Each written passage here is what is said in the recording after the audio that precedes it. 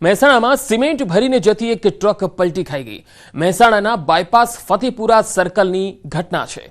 અહીંયા ટ્રક ચાલકે સ્ટીયરિંગ પરથી કાબુ ગુમાવતા આ ટ્રક પલટી ગઈ। ટ્રાફિક નિયમન પોલીસ કર્મીઓ નજીક જ ટ્રક પલટી હતી। સદનસીબે આ ઘટનામાં પોલીસ કર્મીને કોઈ ઈજા થઈ નથી। ટ્રક ચાલકને ઈજા પહોંચતા તેને સારવાર માટે ખસેડાયો છે।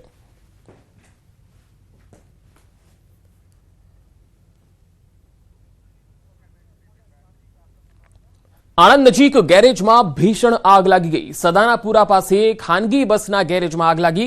2 લક્ઝરી અને એક કાર આગની ઝપેટમાં આવી ગઈ। 2 લક્ઝરી બસ, એક કાર સહિત 3 જેટલા ટુ વ્હીલર આગની ઝપેટમાં આવી ગયા। ઘટનાની જાણ આણંદ ફાયર વિભાગને થતા ફાયર વિભાગની ટીમ ઘટના સાથે અહીંયા દોડી આવી હતી। ઘટના સ્થળે દોડી આવી હતી અને ફાયરમાં જે કર્મચારીઓ છે તેમણે પાણીનો મારો ચલાવીને આગ પર કાબુ મેળવ્યો હતો।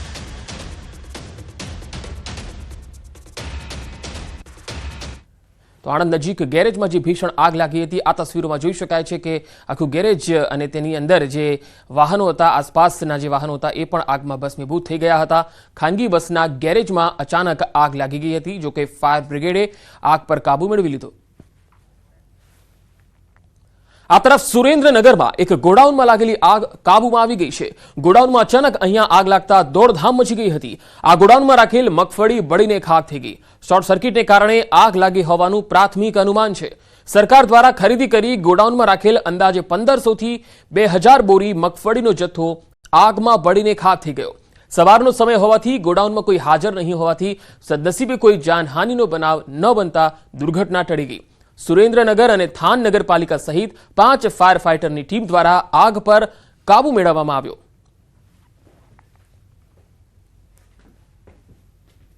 થાનગઢ નગરપાલિકા વિસ્તારમાં આવેલ સેન્ટ્રલ વેર હાઉસના ગોડાઉનની અંદર કે જે ગોડાઉન છે એ ભાડામાં રાખવામાં આવેલું હતું ને આ ભાડાના ગોડાઉનની અંદર મગફળીની ખરીદી કરી અને 25000 બેગ છે રાખવામાં આવેલી હતી।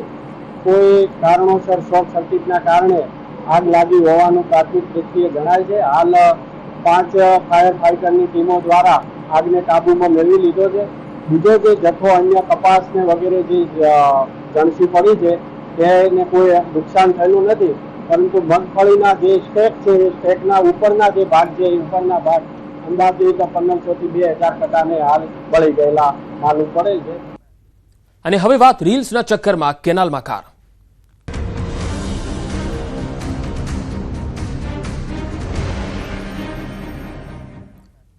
સોશિયલ મીડિયામાં ફેમસ થવાની ઘેલછા હવે જીવલેણ બનતી જઈ રહી છે। અમદાવાદમાં સોશિયલ મીડિયાની રીલ્સના ચક્કરમાં પરિવારે વાલ સોયા ગુમાવ્યા। અમદાવાદના જોહાપુરા સરખેજ વિસ્તારમાં આવેલી ફતેવાડી કેનાલ ખાતે ગોઝારી ઘટના બની। ગઈકાલે સ્કોર્પિયો કાર કેનાલમાં પડી, જેમાં 3 યુવકો સવાર હતા। ઘટનાની જાણ થતાં જ ફાયર વિભાગ અને પરિવારજનો દોડી આવ્યા। કાર કેનાલમાં પડી અને તેના સીસીટીવી પણ સામે આવ્યા। યશ અને ક્રિસ આ ત્રણેય જે યુવકો હતા એ કાર લઈને ફોટા પાડવા માટે નીકળ્યા હતા અને આ દરમિયાન અચાનક કાર કેનાલમાં ખાબકી ગઈ। વહેલી સવારે સ્કોર્પિયો સાથે કેનાલમાં ખાબકેલા 2 યુવકોના મૃતદેહ મળી આવ્યા, જ્યારે ક્રિસની શોધખોળ હજુ ચાલુ છે। આ ઘટનાને લઈ પરિવારજનોના માથે આબ ફાટી પડ્યું છે। આ દરમિયાન અકસ્માત પહેલાનો એક વિડીયો સામે આવ્યો, જેમાં કેટલાક યુવકો અને સ્કોર્પિયો કાર નજરે પડી રહી છે।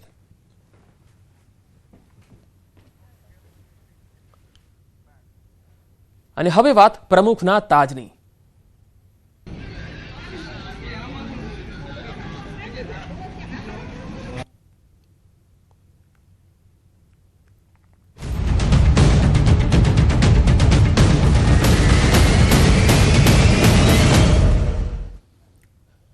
સુરેન્દ્રનગર જિલ્લા ભાજપ પ્રમુખ તરીકે હિતેન્દ્રસિંહ ચૌહાણને સતત બીજી વખત રિપીટ કરવામાં આવ્યા છે। સત્તાવાર રીતે સાંજે જિલ્લા ભાજપ કમલમ કાર્યાલય ખાતે જાહેરાત કરવામાં આવશે। ભાજપના નેતા પ્રદીપસિંહ વાઘેલા દ્વારા પણ સોશિયલ મીડિયામાં પોસ્ટ દ્વારા પુષ્ટિ કરવામાં આવી। જિલ્લા ભાજપ પ્રમુખ તરીકે હિતેન્દ્રસિંહ ચૌહાણને રિપીટ કરવામાં આવતા સ્થાનિક ભાજપના હોદ્દેદારો અને આગેવાનોમાં ઉત્સાહ જોવા મળી રહ્યો છે। ગુજરાત પ્રદેશ ભાજપ પ્રમુખ સી.આર. પાટીલના મત ક્ષેત્રમાં આવતા જિલ્લા ભાજપ પ્રમુખ તરીકે ભૂરાલાલ શાહને રિપીટ કરાયા। ભૂરાલાલ શાહને રિપીટ કરાતા કાર્યકર્તાઓમાં આનંદ છવાઈ ગયો છે। 1 વર્ષ પછી સ્થાનિક સ્વરાજ્યની ચૂંટણીઓ આવવાની છે, જેને આના આયોજનના ભાગરૂપે રિપીટ કરાયા છે।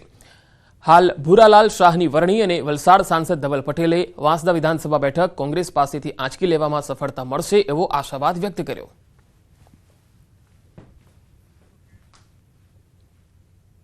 નવસારી જિલ્લાના પ્રમુખ તરીકે પ્રદેશના અધ્યક્ષ શ્રી સી.આર. પાટીલ સાહેબ અને મુખ્યમંત્રી શ્રી ભૂપેન્દ્રભાઈ પટેલ સાહેબ અને સંગઠનની ટીમ ને સાથે સાથે કેન્દ્રીય નેતૃત્વએ એ મારા પર વિશ્વાસ મૂકીને મને ફરીવાર નવસારી જિલ્લાના પ્રમુખ તરીકે જે જવાબદારી સોંપી છે એ બદલ પ્રથમ તો શેષ નેતૃત્વનો ગુજરાત પ્રદેશ અને કેન્દ્ર રાષ્ટ્રીય સંગઠનનો હું આભાર માનું છું અને આ વિસ્તારના કેવી રીતે વધારેમાં વધારે વિકાસ થાય એના માટે સતત ચિંતા કરતા હોય. અત્યારે જ અમારા નવસારી જિલ્લામાં મેડિકલ કોલેજ પણ આવી, સાથે સાથે ટેક્સટાઇલ પાર્ક પણ આવ્યું, સાથે બીજી અનેક આવનારા વર્ષોમાં જે નવસારી મહાનગરપાલિકા બની છે તો નવસારી શહેરનો બી ખૂબ સારી રીતે ઝડપથી વિકાસ થશે અને નવસારી જિલ્લાની ટૂંક સમયમાં જ થોડા સમયમાં રોજગારીની તકો પણ ખૂબ મોટા પ્રમાણમાં મળી રહેશે.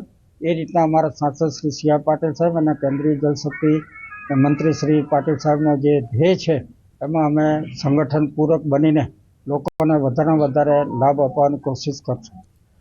વલસાડ જિલ્લા ભાજપના નવા પ્રમુખનું નામ જાહેર થયું. વર્તમાન પ્રમુખ હેમંત કંસારાને રિપીટ કરાયા. હેમંત કંસારાને રિપીટ કરાતા કાર્યકર્તાઓ અને સમર્થકોમાં ઉત્સાહનો માહોલ જોવા મળ્યો. વલસાડ જિલ્લા ભાજપના નવા પ્રમુખનું નામ જાહેર થયું છે. હેમંત કંસારાને રિપીટ કરાયા છે. હેમંત કંસારાને રિપીટ કરાતા કાર્યકર્તાઓમાં ઉત્સાહનો માહોલ છે.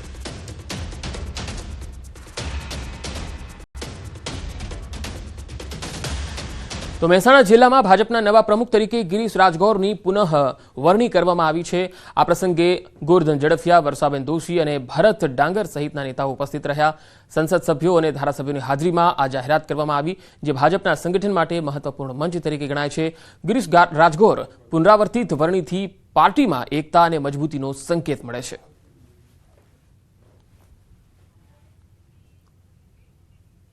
આ જવાબદારી પાર્ટીએ જે મને આપી છે પ્રમુખ તરીકેની, શું મારું શીર્ષ નેતૃત્વ, રાષ્ટ્રીય નેતૃત્વ છે, પ્રાદેશિક નેતૃત્વ છે અને જિલ્લાનું નેતૃત્વ છે.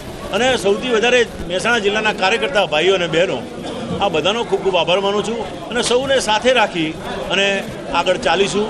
અને અત્યાર સુધીના જે તમામ કામો કર્યા છે અને તમામ રીતે સંગઠનમાં ચૂંટણીઓ જીતી છે, એનાથી વધારે ચૂંટણીઓ જીતવા માટે તનતોડ મહેનત કરી અને પાર્ટીને આનાથી વધારે પ્રગતિ કરાવી અને ઊંચાઈઓ પર લઈ જઈશું. તો ભાવનગરની વાત કરીએ તો અહીંયા શહેર ભાજપ પ્રમુખ માટે કુણાલ ખાંતીલાલ શાહની વરણી કરાઈ છે. અગાઉ વોર્ડ પ્રમુખ અને શહેર યુવા મોરચાના પ્રમુખ તરીકે પણ કુમાર શાહ રહી ચૂક્યા છે.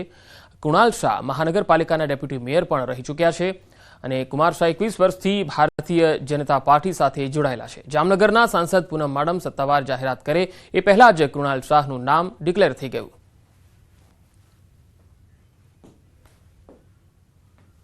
મારી ઉપર જે વિશ્વાસ મૂક્યો છે અને એ વિશ્વાસ આ કાર્યકર્તાને ખ્યાલ આવે કે નાનામાં નાનો કાર્યકર્તા આજ યુવા મોરચાનો વોર્ડ પ્રમુખથી લઈ અને શહેર પ્રમુખ સુધીની આ જે સફર છે એ ભારતીય જનતા પાર્ટીમાં જ શક્ય છે. તો વાત મહીસાગરની કરીએ. મહીસાગરમાં જિલ્લા ભાજપ પ્રમુખ બન્યા છે દશરથસિંહ બારિયા. નર્મદા જિલ્લાના પ્રમુખ તરીકે નીલ રાવની વરણી કરાઈ છે. તો નવસારી જિલ્લા ભાજપના પ્રમુખ પદે ભૂરાલાલ શાહ, વડોદરા શહેર ભાજપ પ્રમુખ તરીકે જયપ્રકાશ સોનીની નિમણૂક કરવામાં આવી છે. ચારે અલગ અલગ તસવીરો આપણે બતાવી રહ્યા છે, જ્યાં નિમણૂકો થતા જ અને નામ જાહેરાત થતા જ સમર્થકોમાં અને કાર્યકર્તાઓમાં ઉત્સાહનો માહોલ છે.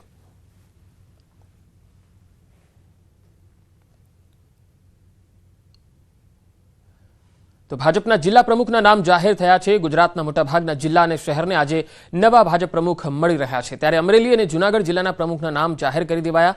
જૂનાગઢ જિલ્લા ભાજપ પ્રમુખ તરીકે ચંદુભાઈ મકવાણાની વરણી કરાઈ છે, જ્યારે અમરેલીમાં અતુલ કાનાણી, બનાસકાંઠામાં કીર્તિસિંહ વાઘેલા, સુરતમાં ભરતભાઈ રાઠોડ, ગાંધીનગરમાં અનિલ પટેલની નિમણૂક કરવામાં આવી છે. આ તરફ ગાંધીનગરમાં અનિલ પટેલના નામની જાહેરાત થતાં જ સમર્થકોમાં ઉત્સાહ જોવા મળ્યો. તો જૂનાગઢમાં ચંદુભાઈ મકવાણા પ્રમુખ પદે વરણી થઈ છે. અમરેલીમાં અતુલ કાનાણીની નિમણૂક કરવામાં આવી છે.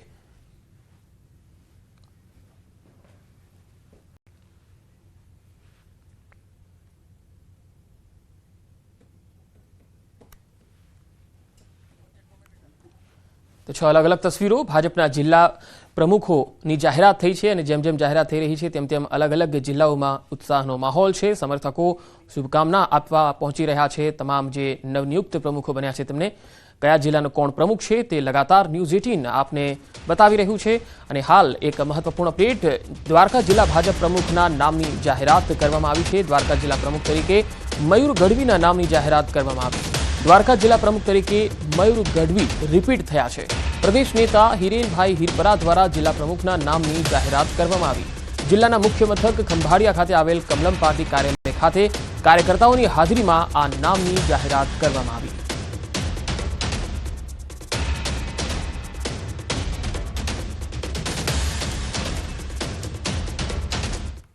અન્ય સમાચારો તરફ આગળ વધીએ. માંગરોળના ગ્રામ્ય વિસ્તારો